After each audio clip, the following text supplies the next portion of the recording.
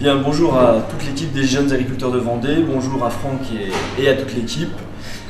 Déjà vous demander de m'excuser d'avoir été présent malgré la météo qui a eu raison de mon arrivée en Vendée la semaine dernière. Ce sera avec plaisir que je reviendrai sur le département prochainement. En tout cas, je vous souhaite une bonne assemblée générale, qui est un temps fort pour notre réseau.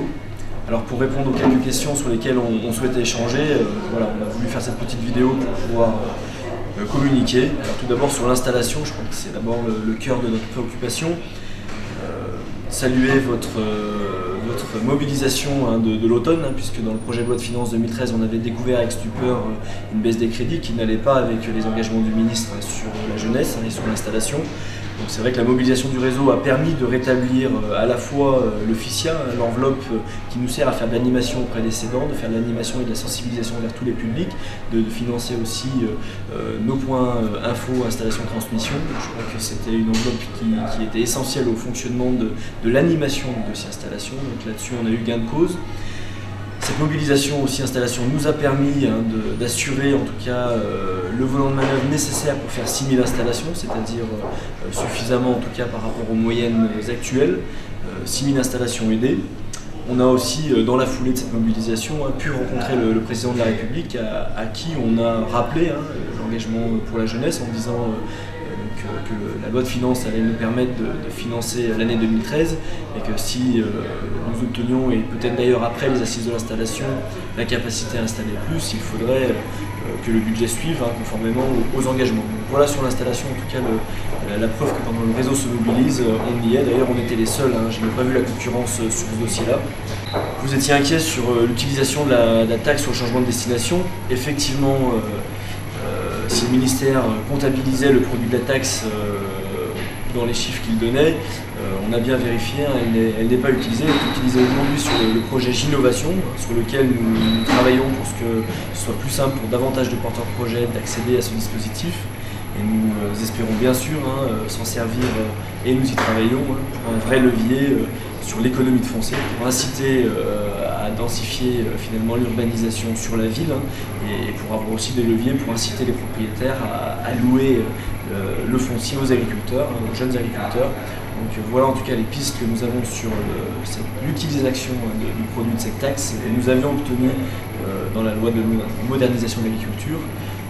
Donc cette taxe n'est pas grévée et elle sera bien utilisée sur les objets dont nous avions proposé.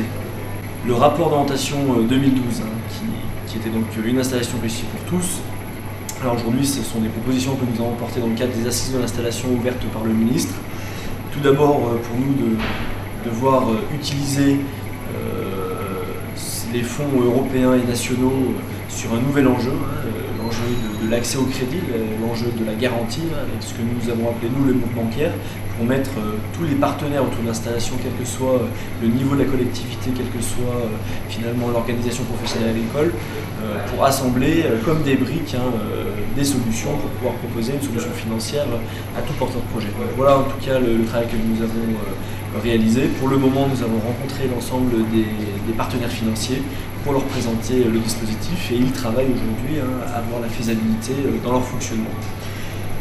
Un gros dossier sur l'installation qui fait suite aussi à notre rapport d'orientation est aujourd'hui le coût de la reprise des exploitations.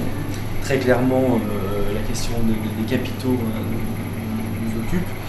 Nous avons utilisé, en tout cas, ou essayé avec la Fédération nationale ovine de tester un fonds d'investissement qui vienne apporter en tout cas une solution pour une reprise temporaire ou progressive plutôt du capital. Donc voilà en tout cas une mise en œuvre pratique que nous testons sur une filière et que nous voulons voir élargie aux autres filières. Les assises de l'installation qui se sont ouvertes sont d'abord des débats en région sur lesquels vous pourrez participer dans vos régions. Ensuite une synthèse nationale. Nous attendons surtout que l'accompagnement soit le maître mot de ces assises, que nous ayons d'ailleurs après la capacité à accompagner l'ensemble des porteurs de projets par un dispositif cadre et central. Sur la préoccupation du moment, c'est évidemment la situation de l'élevage qui aujourd'hui est sous deux enjeux. Avant tout la question de la directive nitrate qui risque de porter un coup d'arrêt à cette filière, avec aujourd'hui la volonté de notre syndicat de dire stop à une surcharge administrative qui aujourd'hui n'est pas justifiée. falloir d'abord reconnaître les efforts accomplis par les éleveurs. Aujourd'hui, le risque de voir un nouveau programme d'action qui viendrait alourdir la compétitivité de nos exploitations avec de nouveaux investissements n'est pas acceptable. Nous sommes mobilisés. Nous avons, grâce aux mobilisations, réussi à reporter en tout cas l'échéance à laquelle l'État devait remettre sa copie au niveau européen. Nous sommes en pleine tractation et nous prenons ce dossier très au sérieux. La situation de l'élevage, c'est aussi la hausse des matières premières qui pénalise aujourd'hui le revenu des éleveurs. Et si nous avons toujours défendu les prix rémunérateurs qui conviennent effectivement aujourd'hui à des filières qui se portent mieux, il nous faut surtout en élevage avoir la capacité de faire redescendre de la valeur ajoutée. C'est pour ça que nous demandons une application des accords du 3 mai pour obtenir une réouverture des accords commerciaux de façon à renégocier les accords commerciaux dans la mesure où les hausses de charges sont bien réelles. Nous travaillons techniquement à ce que les indicateurs de cet accord puissent faire fonctionner de façon fluide au quotidien entre transformateurs, distributeurs et maillons de la production.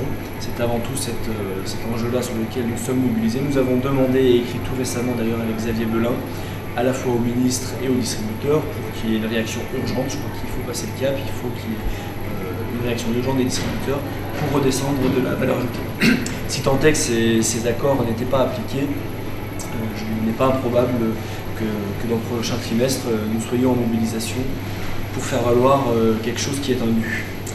L'élevage, évidemment, la future politique agricole commune devra apporter une réponse.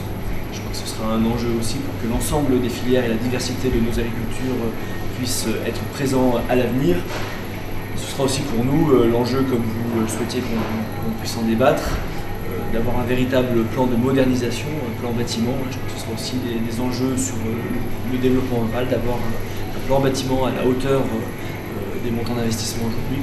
Une attente très forte. Ce sera aussi, dans le cadre de cette PAC, d'autres solutions à chercher, et je pense là à d'autres débouchés pour l'élevage, pourquoi pas les débouchés énergétiques par exemple avec la méthanisation. Donc autant de sujets sur lesquels nous sommes occupés. Au niveau national, l'équipe s'est fixé 3 priorités, au-delà des dossiers du quotidien que nous portons. 3 priorités. Tout d'abord, la question de l'installation, une installation réussie pour tous. Je crois que nous travaillons à faire en sorte de pouvoir accompagner l'ensemble des porteurs de projets. Je crois que c'est avant tout notre légitimité sur le dossier qui est en jeu.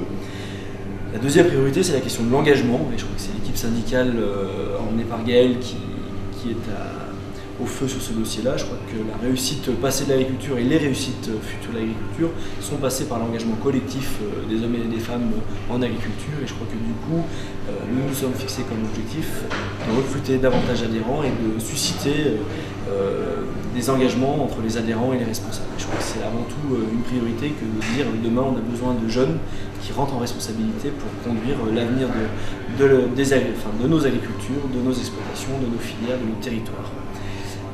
La troisième priorité, un peu plus particulière, est la question de se dire nous devrions pousser la profession à réfléchir collectivement à la question de la distribution de nos produits agricoles. Nous sommes convaincus que le défi de notre génération, c'est s'intéresser à cette valeur ajoutée qui est intrinsèque à la distribution et que l'on fasse collectivement. Donc voilà en tout cas les 3 priorités que l'équipe nationale s'est donnée. Vous savez sans doute que le rapport d'orientation nationale est sur le thème de la coopération, comment coopérer demain. Je crois que c'est un travail qui nous occupe et je vous invite à participer au groupe de travail, à amender avec vos départements et vos régions ce rapport et à y participer parce qu'on est convaincu que cet outil collectif qu'est la coopération est un outil d'avenir mais que pour cela on attend du réseau JA de le dépoussiérer. Et pour finir, je dirais simplement il nous reste quelques jours pour voter et faire voter. Je crois qu'on est dans une élection chambre qui est importante pour nos syndicats. Je crois que c'était aussi l'occasion de faire beaucoup de terrain pour vous comme pour moi. Beaucoup de terrain où on a vu des hommes et des femmes fiers de s'engager. Je crois que c'est surtout ça qui définit notre syndicalisme, le syndicalisme de solution. L'agriculture doit être rassemblée, je crois que c'est notre vision face aux enjeux qui nous entourent. On ne peut pas arriver à en disperser, donc on est convaincu que cette liste commune et des SEA, c'est la véritable façon de donner une place aussi aux jeunes. Et en tout cas, je vous félicite dans l'engagement dans cette campagne d'élection de chambre et au-delà pour le travail qui nous attend depuis 6 ans. Donc faites voter, je crois que c'est d'abord l'abstention dans les jours à venir qu'il faut combattre. fiers de prendre notre avenir en main. Je crois que simplement de dire, malgré les caps difficiles, on est convaincu que le métier d'agriculteur est un métier d'avenir. Je crois que, parce que d'abord c'est le métier le plus noble, notre métier c'est nourrir, notre métier c'est produire. Donc, je crois qu'il faut le rappeler, c'est un métier qui du coup est au cœur de la société.